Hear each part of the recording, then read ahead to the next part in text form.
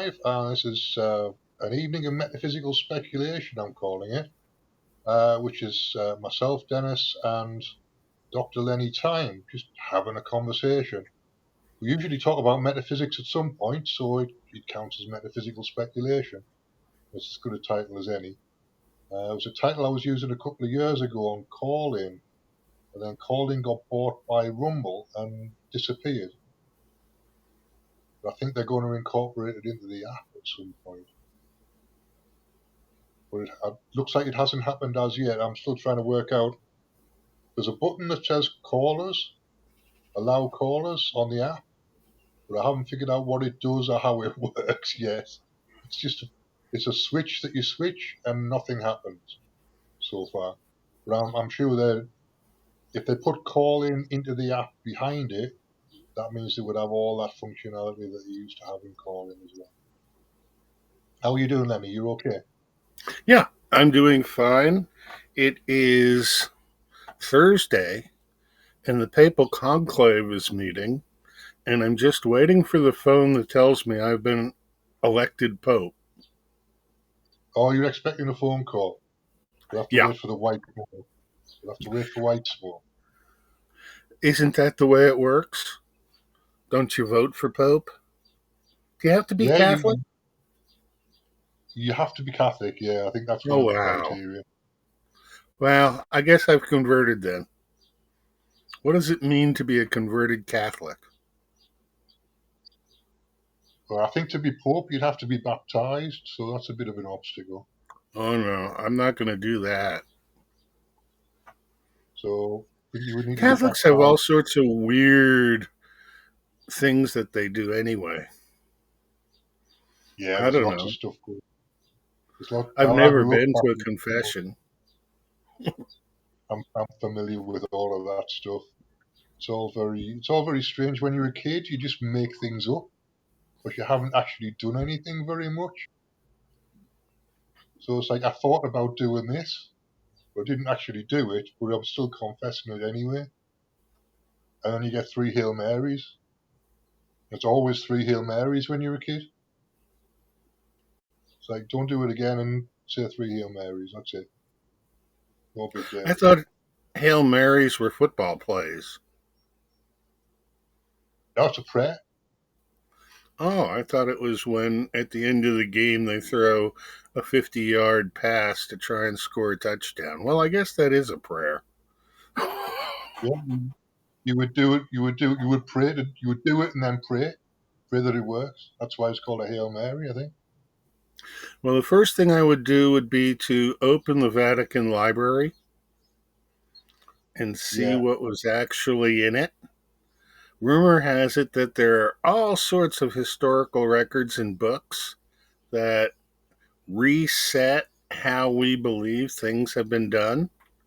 But as in war, the victor always gets to write the story of what happened. And so, as each subsequent war replaces the previous war, there's a new victor and it rewrites the history. But now that the United States has officially lost the war in Yemen, the Yemenis get to write world history now.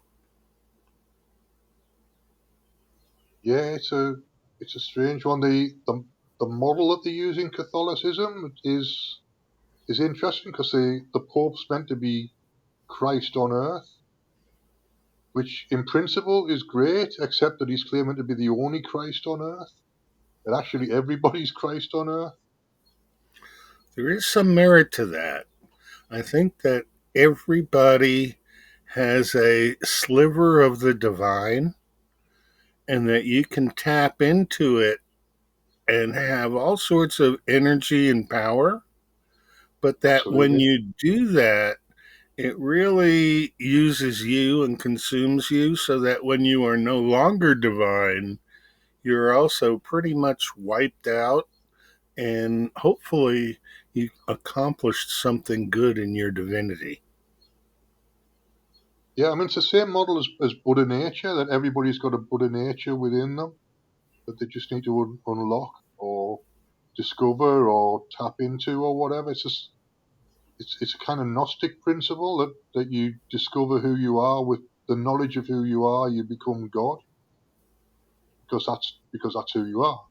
And all you've got to do is know that that's who you are to become who you are. So there's a Gnostic version that I like. I don't really use Christian language that much, but it's the same principle. In theory, it's the same principle as Buddhism. It's the same principle as Hinduism and alchemy and Western magic to some extent, because it's all Western magic I think along those lines. everybody is entitled to their religion, but I think religion gets taken way too seriously. It's a belief system, but it underpins a different belief system. And right now, I have trouble having faith in believing the system that we currently operate under. You shake your head and you wonder how things have gotten this far, but it wouldn't surprise me at all to find out that we've had AI since the 1950s and that most of the programming we've been fed in television and the movies has been part of a general AI construct to make it seem like it is, whereas in reality, our day is the same as yesterday and the same as tomorrow, and we've imposed a time span on it so that we can sort of tell that things are moving along in time, but they're really not. I'm not sure. I think that nothing is real, so there's nothing to get hung about, and there's strawberry fields forever. Yeah, I agree with that to some extent. I think everything's imagination, or everything begins as imagination.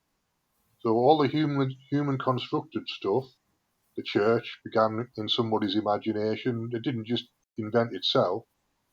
And it wasn't AI at that point either. It was somebody's imagination. So I think everything else works on the same principle. It's like if you imagine, like I used to think think about think about the kind of development of the Northeast, and I was thinking there should be a TV studio up here, and there aren't any. Now, there used to be a TV studio in Newcastle, and they closed it down. But there should be a film studio. There should be some kind of filmmaking facilities in the Northeast, and there aren't any. So I used to imagine there's a place just outside of Gateshead where I used to work, which is a trading estate. It's an industrial estate, really. But there's a lot of big kind of aircraft hangar sized old factory units in there that would make really good TV studios. So I used to kind of sit around imagining a film studio on the Team Valley, and it hasn't happened. But there's a film studio being built about 15 miles down the road in a different direction in the centre of Sunderland. I think there's going to be about 15 or 20 studios built when they eventually get it going. So I was right that we need a film studio in the northeast, and somebody else has seen the same gap in the market or whatever, because all the film studios are around London. They're all Elsfrey's close to London, Pinewood's close to London, Twickenham's close to London. They're all kind of Boreham Wood is it's about 40, 50 miles away from London, but it's London prices. And up here in the northeast, we've got northeast prices, so you do the same thing for about half the amount of money. You just We you'd had have to you'd have to import some of the skills initially, but once you've got people trained up locally, you've got a local workforce that will work for half the money. When I was young, we had public access studios just about everywhere where if you wanted to make a presentation or a film, you could use the public access studio, and there was public television, and most of the time there was nothing on it because most of the public didn't have a clue as to how to access or use it. Yeah, But then as more and more of the public became interested, less and less studios became available. I Media is a funny thing. I mean, we are talking here and tongue in cheek making fun of everything, but we could, in the past, we would have needed a studio to be able to do this. And I guess we have the Rumble studio. Thank you, Rumble. And I'm working on some other places where we could have interviews and do things. And my concept is called the time capsule. And we'll take pictures of what's happening in people's minds, present them in this capsule that is preserved for posterity, and use it as a basis set for developing physical techniques of reality that will replace the current reality that doesn't quite exist. But the reality is all in our minds, and we get everything that we expect, but never quite in the way that we expect it. And so have to be pure in thought in a way in order to get the best outcome from what we initiate into the reality. Yeah, yeah. Focused intention is a key thing to all of this. I've manifested uh, flats in the past. So I was in Gateshead before I met you. I was in Gateshead sharing a place with a couple of guys, and something happened. The landlord asked us to leave for some reason. I think we were behind with the rent or something. I don't know. I was just paying what I could when I could. But the other guys in the flat had the lease, so they were the people responsible for the rent. So when I found out we were going to have to leave, I started thinking about the kind of flat that I wanted to live in, and I wanted a bedroom and an office room. So two rooms in one house, and I thought I've got no chance of finding anywhere like that. It's just that's my ideal situation. Is I would have somewhere to make videos. I was making tarot reading videos at the time, at a tarot reading channel on YouTube, and I was making uh, when I found a place in Jesmond, which is the other side of the river from Gateshead, but it's within half an hour's walking distance of the centre of Newcastle. You can walk in half an hour, so it was ideal for me, and it had a small office room and a small bedroom. So I had private space to do videos with a desk, which is what I wanted, and I had the bedroom separate. So I found exactly what I was looking for, and and at a price that I could afford as well, which was another thing that was on my list of things that it needed to be. So I stayed there for 7 years. So it was a good fit for what I wanted to do at the time. It's funny how you describe that because right now I have a trailer. It's got two rooms, a bedroom, and an office room, and it's located about a mile outside of the nearest town, so it's easily within 15-20 minutes walking distance. Yeah. And I the only problems that I have are occasionally the neighbor's dog gets into barking. And somebody here got a new puppy that is totally into barking. And so barking dogs sometimes become a little louder than I would like them. But dogs are part of nature and they're going to bark. That's what dogs are set to do. Yeah, they do. I've had dogs in the past and they're great, faithful friends, and you got to walk them a lot. You really got, they're a bundle of pent up energy. So now I've moved to cats, and cats are a different type of energy.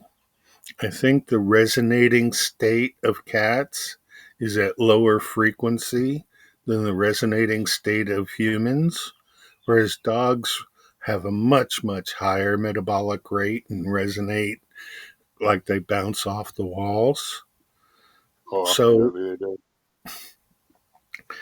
It's it's interesting how species align, but we've been taught as humans that we're on top of the game and almost excluded out of nature because that's something for all the animals and we're not an animal.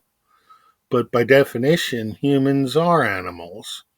And I don't know.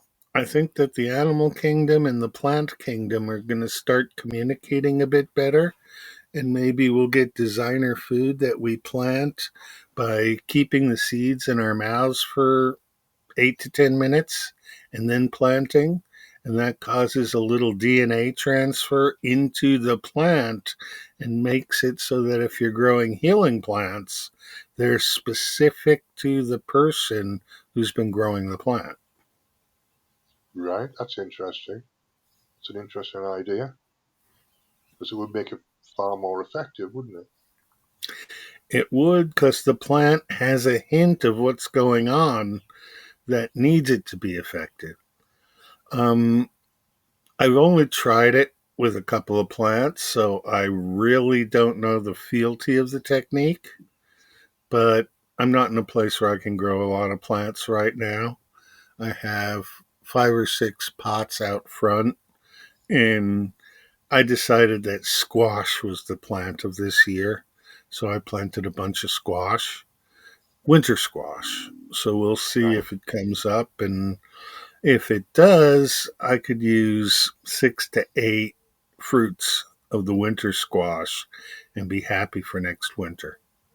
Of course, I'll be happy anyway because that's the modus operandi that I use anymore.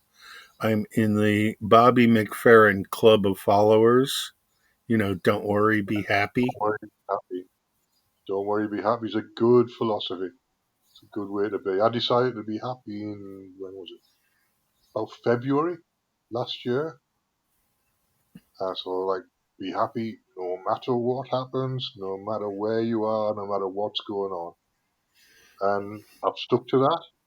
I've stuck to that, and I'm pretty much level at happy, level at joyful.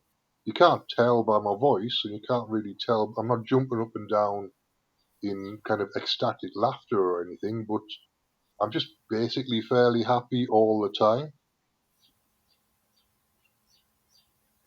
It makes sense. You do better by your own metabolism if you stay happy. Of course, when things don't work, they don't work, and you got to take care of them. And you have a lot more experience at taking care of medical issues than I do. But I managed to try things here and there, and eventually I get the right sequence that makes me feel better. Yeah, well, what I found was that because I'd already decided I was going to be happy anyway, it's like when I got sick, it was just a matter of, all right, so I'm sick and happy instead of being well and happy. So it's just another variable that you add to the collection. And I found that because I was already quite level-headed about things, it didn't throw me off anywhere near as much as it would have done otherwise, because I'd already set the baseline as being as you are happy no matter what. And it sounds a bit odd, but I just decided to be happy, and then it's like the anger and the misery and the frustration and all those things fall away because they can't exist in that paradigm in that approach. Because you're either happy or you're not, and if you're not, you've got anger or worries or anxiety or frustration or something else going on. If you're not happy, it makes it much tougher on the people dealing with you. And there are some times when it's righteous anger or reasons to be unhappy. But most of the shit that happens is just shit that happens, and shit always happens. So you shrug your shoulders, you deal with it, and once it's happened, you can't put the genie back in the bottle, and so you got to deal with it. Yeah, I had a stopped up sink for about a week, and I was trying all sorts of different things.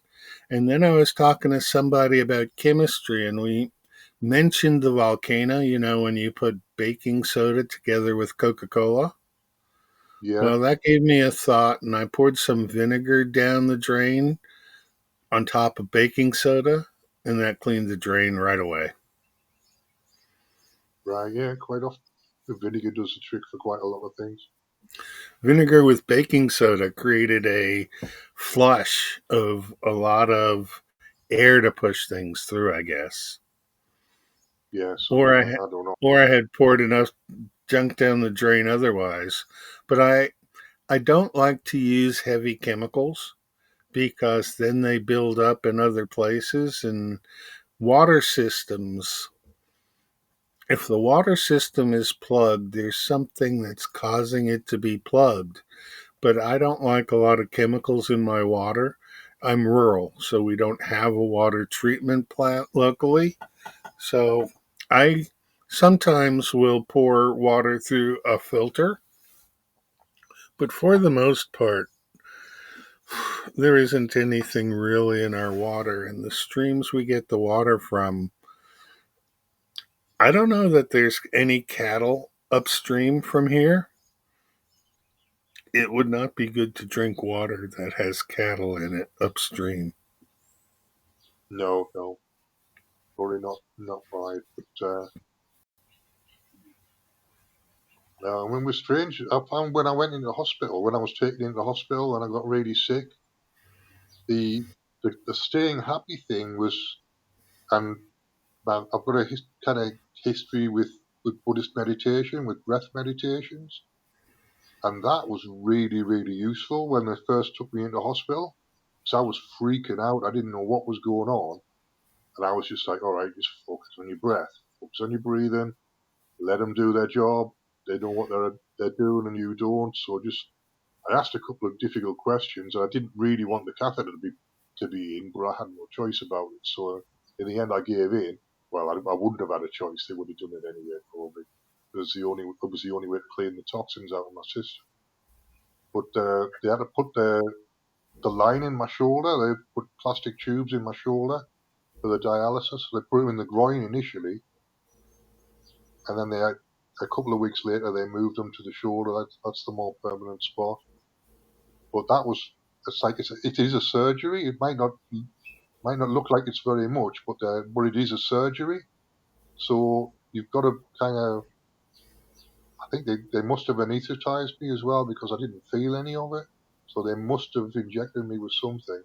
I can't remember really. But I was just like, focus on your breath, focus on your breathing. I was freaking out. I was shaking. I was so frightened. I was shaking with fear at that particular point. And the only thing that kept me going was the breathing.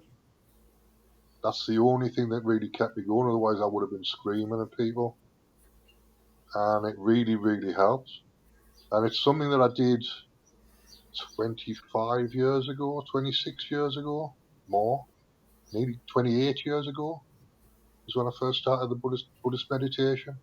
And it stayed with me all of that time in various ways. I've done a bit of Qigong and a bit of Tai Chi and a little bit of, well, Reiki obviously has got some breath work in it as well, but not very much. It's not emphasized.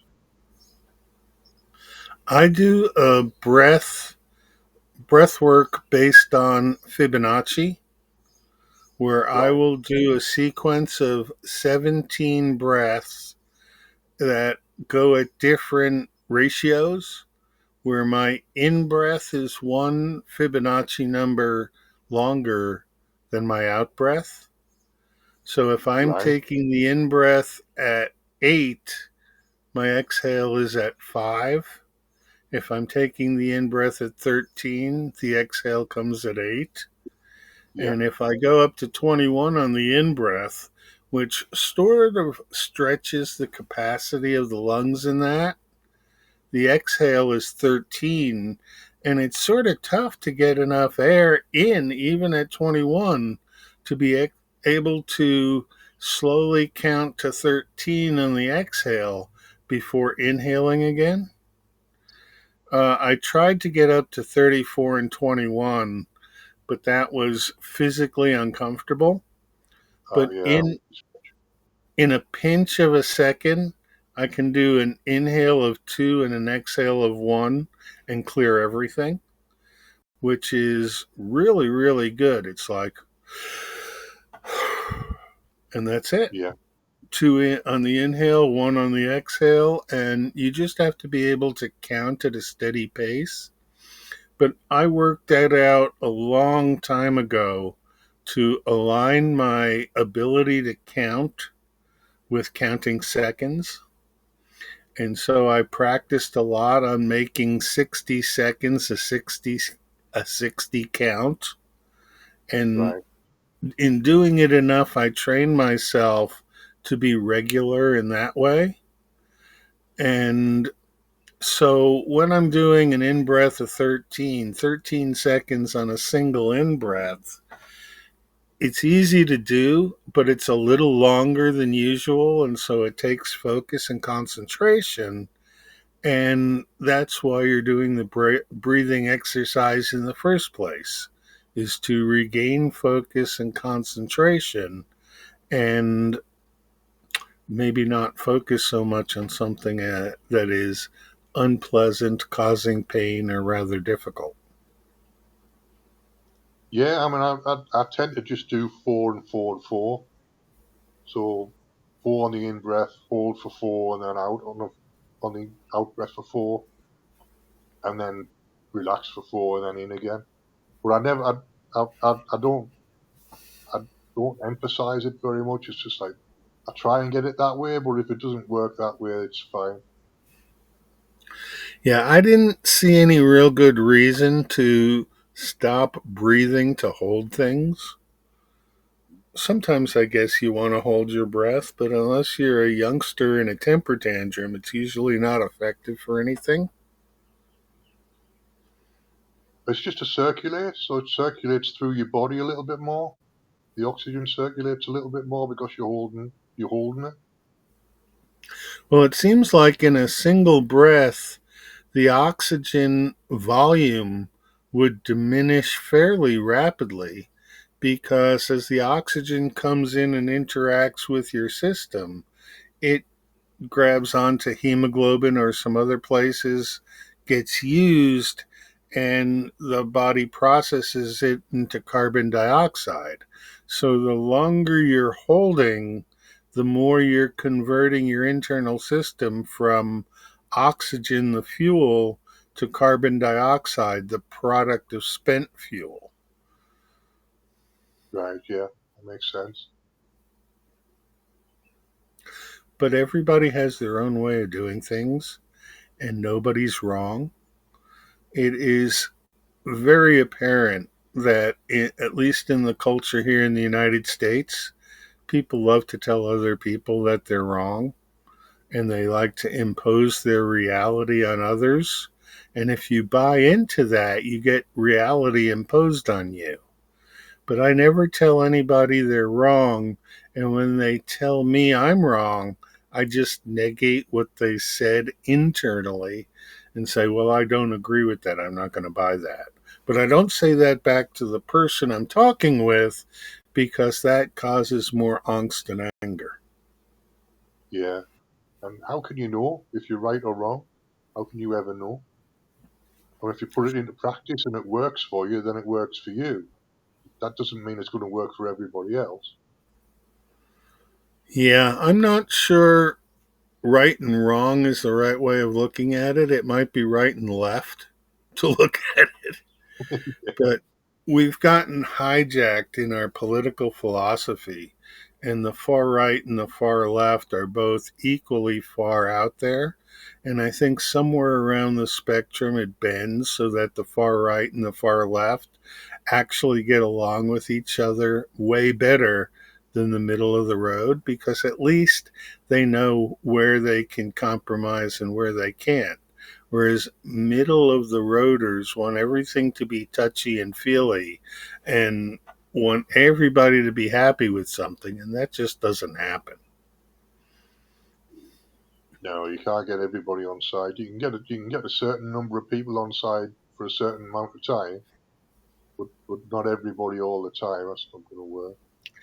I don't think we even need everybody on the same side any of the time. The diversity of opinions that we get come from the disagreements and the different beliefs that we have. It would be an awful boring life if everybody agreed with everybody else. We'd probably be holding hands and singing kumbaya. But I I like disagreeing with people and getting both sides of an argument and then looking through what was said and deciding which way I'll go for the moment. But as a human, I reserve the right to change my mind. And I'm a male human. If I was a female human, I would reserve the right to change my mind about 15 times every minute. Yeah, yeah, and quite often it's if you've got two sides to an argument, you can extract the good bits from both sides, and you've got a better argument. Yeah. You've got, so if you're only looking at one side, you're missing out on part of the process, part of the extra Well, piece of information that makes a difference. mathematically, there's balance in the world. And it doesn't necessarily work that that balance is plus and minus. It could be left and right. It could be up and down. It could be charmed and strange. But there's always point and counterpoint.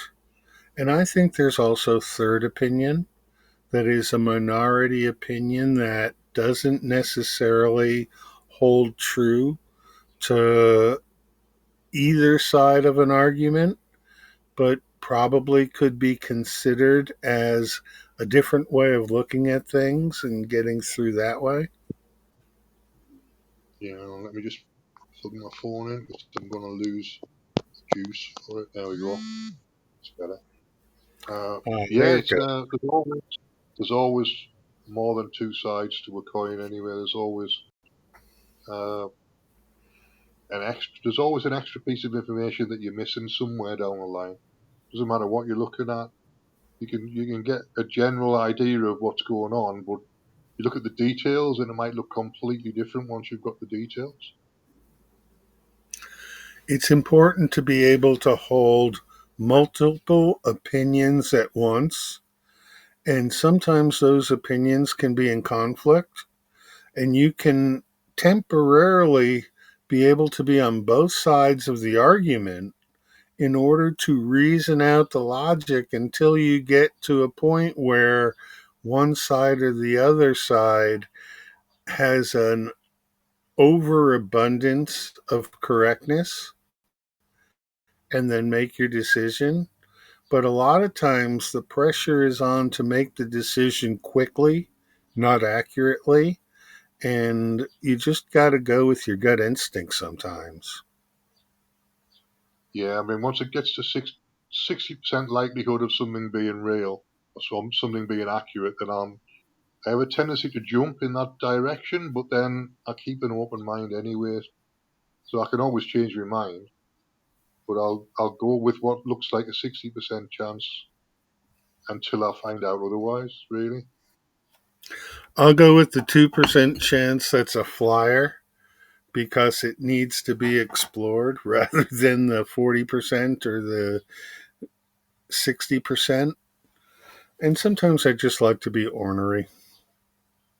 Yeah, yeah. Well, I'm a bit of a contrarian myself anyway, so I'm quite likely to just look at what the general point of view is and then take the opposite point of view just for the sake of it. Yeah, Because to represent it.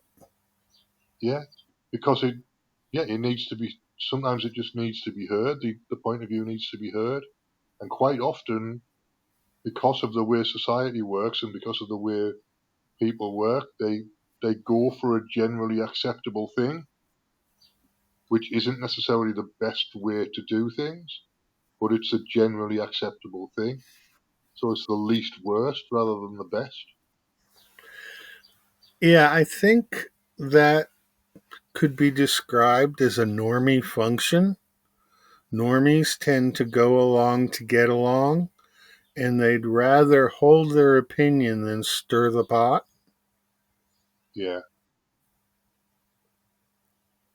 Of course, their opinion is in agreement with everything they've been taught along the way.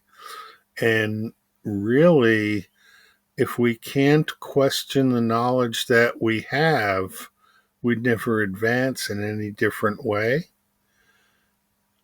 I see the world right now as shifting gears because the comprehension of the existing way that things work is breaking down at all the different edge points. It Yeah. seems obvious to me that what we have been taught and learned on how things work in some cases really doesn't conform to the reality at all. And in other cases, are changes from what we actually knew and understood in the past. It used to be that the heart was considered on the left side of the chest, and now they tell us that the heart is in the middle of the chest, and that kidneys have shifted a bit, and different functions of the organs in the body have different reason for being, like the pineal gland, which people said, oh, it's just a calcified artifact. And now there's a lot going on that leads me to believe that the pineal gland is what sets forth the personal reality of what we deal with in the material.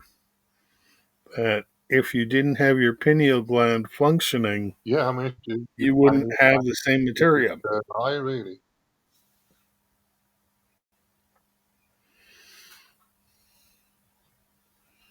Oh, Oh, okay. I think we've locked up a little bit, Jenny, and let's give it a couple of seconds to come back. I I heard you lost you for a say second that, or two so there. I think it has come back. There we go. I think you're back. All right. One of the things I did when I moved into this trailer, there's a bird feeder outside, and I made it accessible so that any birds can come to it. And for a long time, I had flocks of small birds. But what now that I have an active bird hunting cat, the small bird flocks don't hang around as much. And so I'm getting bigger birds like ring-necked doves and red-headed woodpeckers. And right now I'm watching a bluebird just pick through the seeds that are out there. And Right. it's entertaining watching birds function. And Oh, every yeah. so often a cat comes through and pretends like it can catch the birds. With the small birds, the cat did catch birds and brought them in the house to me, and then let them go so they could fly around inside the place. But I was pretty good at catching birds and getting them back outside, as long as they're not too damaged. If they're too damaged, I kind of let the cat keep the bird because it wasn't getting back into the life cycle. Yeah. Yeah. My mother had a bird feeders out in her backyard for a long time. I had a hummingbird feeder, and that worked out pretty good. I like hummingbirds, but I was out in a more extreme rural area than I am currently. And here I do the best I can with the cards I've been dealt, Yeah. but I don't drive any longer. And so the ability to get around is somewhat limited. And we do have a good public service bus that for $4 I can get to the next big town over and do shopping and things like that $4 in, $4 back out. But, you know, it takes twice as much time, maybe even longer, to use public transportation, get your stuff done, and pick up the public transportation to get back. And so I only use it when I feel like I have to. And I run pretty much on a cash economy, so I keep enough cash around that if I want to do something, I can. But Yeah. we don't have Ubers or other public transportation that is available in the city that really is helpful for getting people around. Yeah, I mean, where I live in Newcastle, I'm right in the city centre by the railway station, so I'm on a route for taxis. It's a bus route, so it's a one part of the one way system with double yellow lines, so nobody can really park out on that particular bit of the road. So I have trouble with taxis when I'm going to the hospital. Sometimes I have to get a taxi, and they don't like parking up on the pavement, so they end up parking like half a mile away sometimes because it's the only place they can find to park because they don't want to park on the pavement.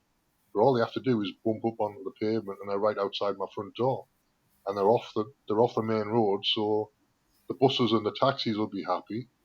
I'm happy. It's only them that's not happy. So and the taxi company that takes me to the hospital has changed. The contract changed in April, end of March, beginning of April, sometime.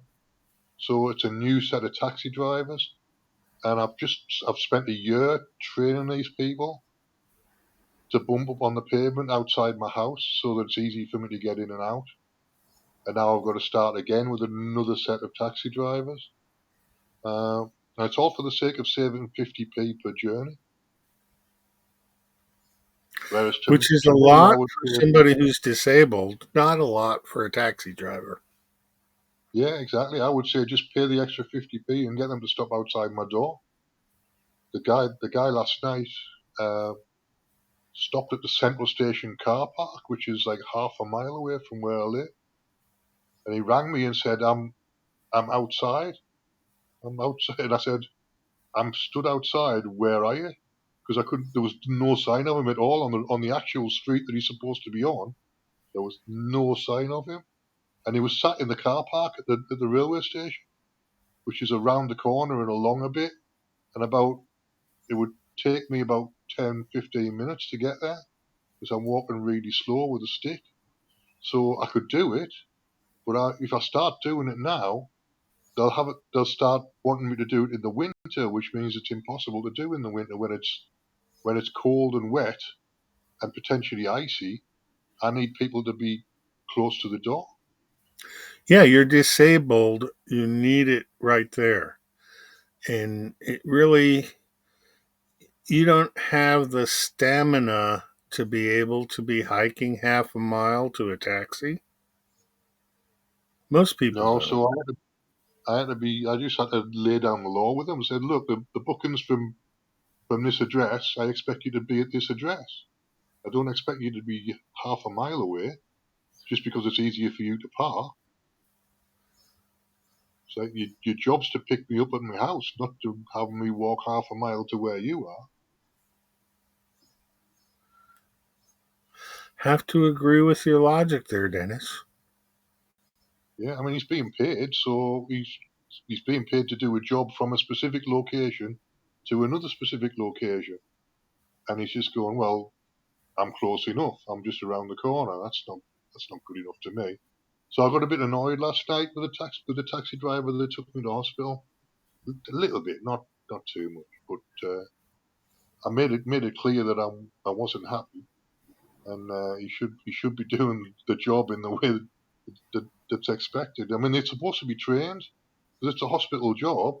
They've got a hospital contract. They're supposed to be looking after people a little bit more when they're taking them to hospital because they know they've got health issues Yeah. or mobility issues or whatever. Well, it seems as though a lot of the problem is human caused. That in the change of taxis, the reason for the change is because the new taxi service was probably cheaper than the old taxi service, Yeah, yeah, and the divide.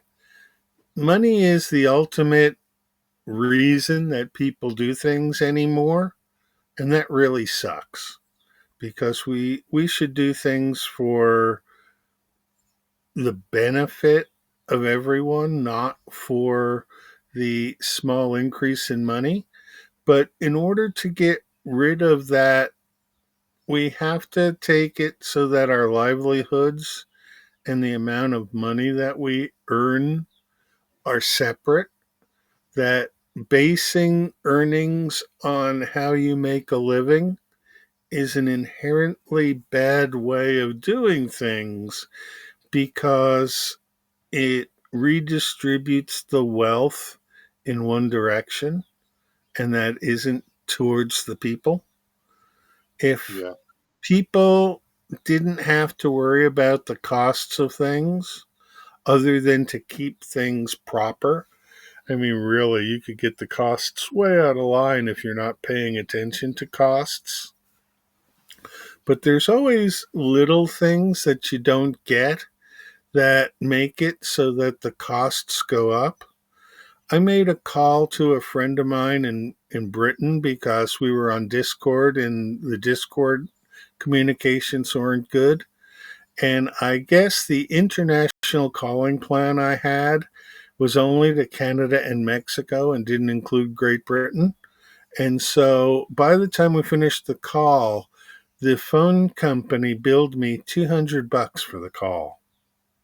right. That's a lot. It's a huge lot. And I got pissed with them and said, no, this isn't going to fly.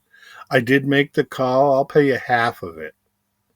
And you can take the rest off my bill because you never notified me that there were these excess costs. And I have an international plan. It doesn't say a Canada and Mexico plan, it says international. And, they agreed and only charged me 100 on the 200. But even that I felt was kind of excessive. But I did make the call and I did incur the costs.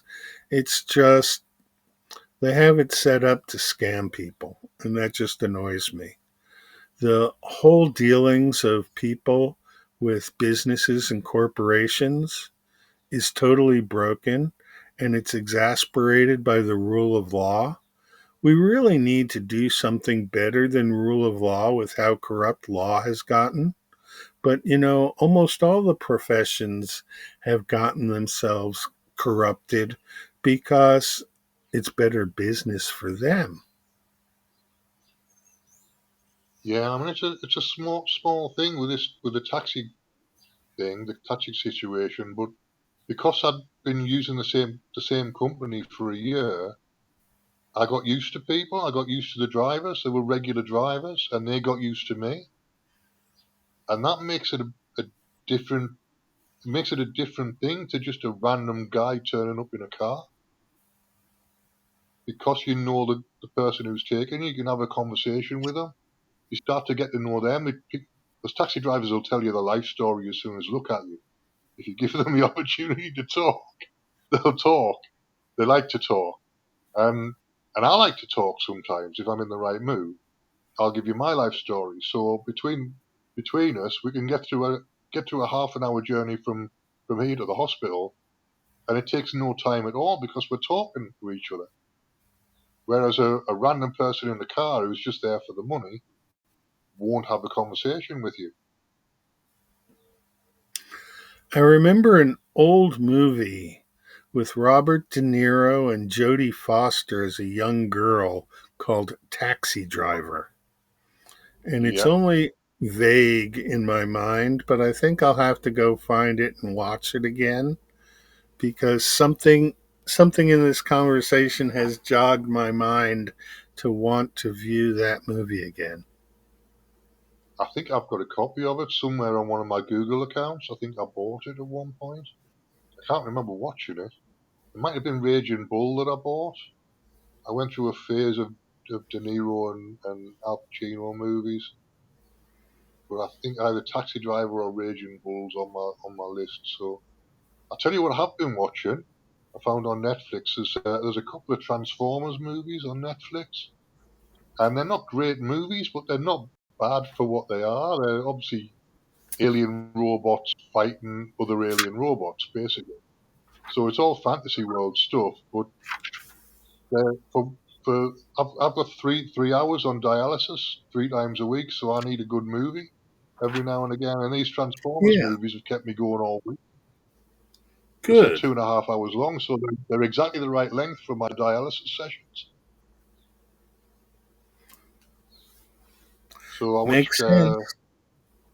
yeah, last night, and there's another one I watched that I can't remember the name of. Rise of the Beasts, I think it was called, which was like a rhinoceros that was a robot, and uh, like dinosaurs that were robots and things. So, or a gorilla that was a robot fighting alien robots. So it's all a bit strange, but for what they are, there's not very much plot. But once you've got the plot out of the way in the first hour, it all just turns into lasers and explosions. Oh, So it's all okay. right. There's a right hour and a quarter of lasers and explosions. There's no harm. I'm not real good at explosions. It doesn't. It doesn't thrill me to watch things blow up. What's today? Thursday? Thursday the 8th, yeah, Okay. We made it through all the May holidays. There was May Day, there was Star Wars Day, and there was Cinco de Mayo. You know Star Wars Day. May the 4th yeah, be with you. yeah. We've got another one at the end of May in Britain. So I don't know whether it's the 29th, the 30th, or the 31st, but it's always the last Monday in May, or it has been the first Monday in June a couple of times. I think when it was the Queen's 60th anniversary jubilee or whatever it was, or 60th anniversary was the last one, wasn't it? Or was it 75? I I can't don't remember. know. I thought the Queen had passed. Yeah, she has, but they changed the date of the bank holiday to match the date of a coronation or whatever the coronation celebrations. So we They love to play with time, get everybody messed up. Every time they shift time, it has a component of physical reality that moves. And setting back the clocks for daylight savings and setting up the clocks to move forward and all that. And even just the fact that the clock is so partitioned keeps people in a train of thought that might not actually be productive for people. I like to go without time. Sometimes I can be doing something and I look up and it's hours later and I think it's been 5 minutes, just like your yeah, taxi trips. yeah. I think we're hypnotized by time, particularly the sun and the moon. Those solar and the lunar cycles. I think they hypnotize us, and we get stuck within those cycles. So everything becomes judged by those cycles when actually you can judge it by anything. Have to agree with you. And it, Well, well, sir, I think we've accomplished another good hour. yeah, we're pretty close to it. So do you want to tell people where to find you online, Lenny? Have you got somewhere? Yeah, you can find me on Minds as the Mad Doctor Time, or my website is called New Way, KNEWWEIGH.com, because we take everything we knew and weigh it again. And I've got some other things in the mix, but that'll be good for now. Cool. So, and I'm at my usual place. My podcast is on Spotify and Podbean and Amazon Music and places like that. Look for Free Association Radio Show and you'll find me. And this will show up on YouTube in addition to Rumble. Yeah, I've got it downloaded onto my laptop and then upload it again. The files are too big to go onto BitChute, I've discovered. BitChute's got a file size limit on it, so I can only upload 2 gigabytes, and the file size for a full hour is 4 gigabytes on Rumble. Because they're doing higher quality video, I think, than everywhere else.